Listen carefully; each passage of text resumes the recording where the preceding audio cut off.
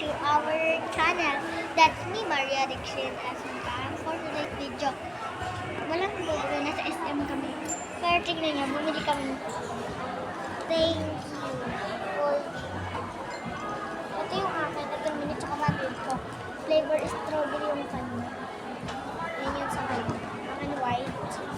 Ang cute niya kasi. Yan yung mga designs niya, flavor. Ito yung sa... Ito guys yung akin. Ito yung white. At ayun sa yung item ng kapatid ko. At yes, stop po kami. And then po yung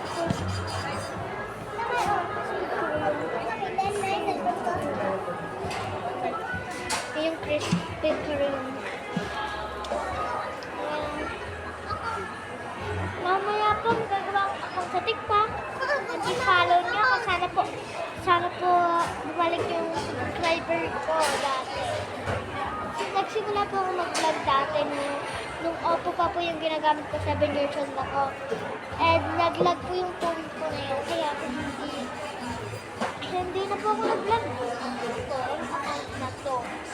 And yung Oppo ko po, hindi na po yung ginagamit ko ngayon.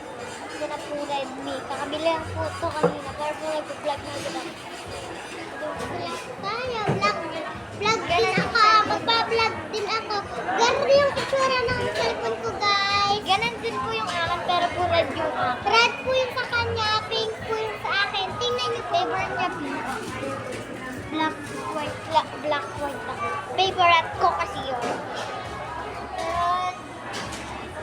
Ganun po siya ng flavor.